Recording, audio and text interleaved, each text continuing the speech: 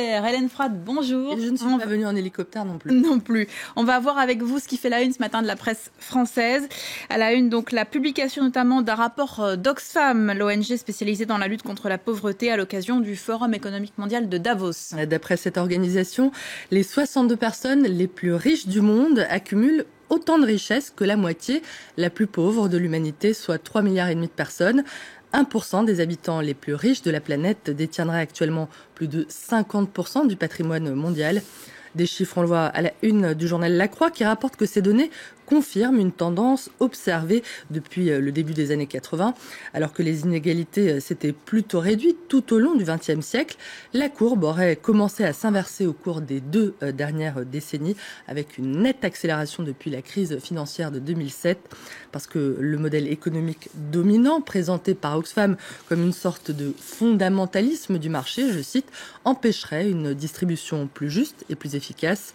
Déréglementation, privatisation, secrets financiers, mondialisation, tous les changements économiques de ces 30 dernières années ont exacerbé la capacité des riches et des puissants à faire usage de leur rang pour concentrer encore plus leur richesse, écrivent les auteurs de ce rapport, qualifié d'alarmant par le site Slate, qui explique que cette étude a certes été publiée à dessein à l'approche de Davos pour maximiser son impact, mais qu'elle relaie des inquiétudes partagées, même par des institutions qui défendent les bienfaits de la globalisation, comme la Banque mondiale et le FMI.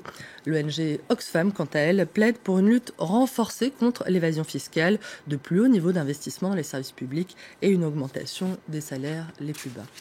Des inégalités nourries par une crise qui menacerait l'Union européenne de dislocation. C'est ce que nous dit ce matin le Figaro. Le journal s'inquiète de voir s'accumuler les périls pour une Europe qui serait menacée dans ses fondements par la tentation du repli et l'absence d'une direction forte, je cite.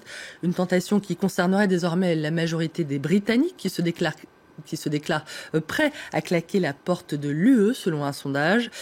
L'Europe, prévient le Figaro, est un chef-d'œuvre en péril. La désunion règne et la dislocation menace. Les coups de boutoir de la crise financière, de la faillite grecque, mais aussi de la guerre en Ukraine, du chaos autour de la Méditerranée, de l'afflux incontrôlé de réfugiés, font trembler l'édifice, révélant sa fragilité.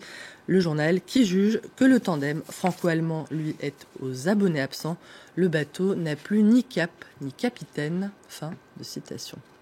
En France maintenant, François Hollande a présenté hier ses mesures pour tenter d'inverser la courbe du chômage, des mesures accueillies avec pas mal de scepticisme. D'après les économistes interrogés par Les Échos, les propositions du président ne seraient pas à la hauteur de la situation, je les cite, et le journal évoque un plan d'urgence à usage très politique, tandis que l'opinion critique un projet électoraliste et une politique à fond perdu qui devrait coûter très cher à l'État, 2 milliards d'euros en 2016. L'Humanité dénonce un plan qui insécurise tous les emplois, abaisse les protections des salariés et met en cause le code du travail.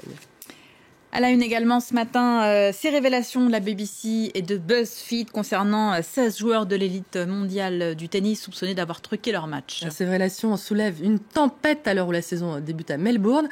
Faute, s'exclame Libération, qui rappelle que le gros hic de l'affaire, c'est qu'aucun de ces 16 joueurs n'est nommé pour l'instant, ce qui n'empêcherait pas le problème de la corruption et des matchs truqués d'être un sujet récurrent dans le tennis. Cela existe et tout le monde le sait, assure Libé.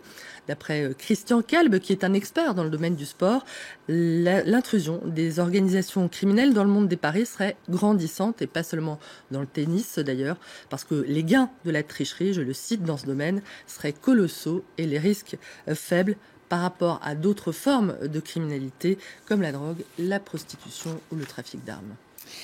Le Figaro, pour finir, revient également ce matin sur la disparition de l'écrivain Michel Tournier, décédé hier à l'âge de 91 ans. Le père de Vendredi et du Roi des Aulnes est mort et c'était l'un des plus grands auteurs français de la seconde moitié du XXe siècle, rappelle le journal.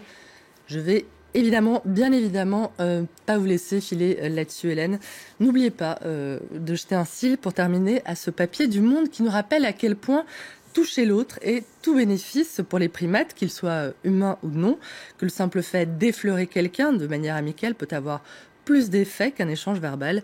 D'après l'anthropologue britannique Robin Dunbar, le toucher est propice à l'établissement de la confiance réciproque et au renforcement des liens. Bon câlin à tous. Merci beaucoup Hélène pour cette revue de presse.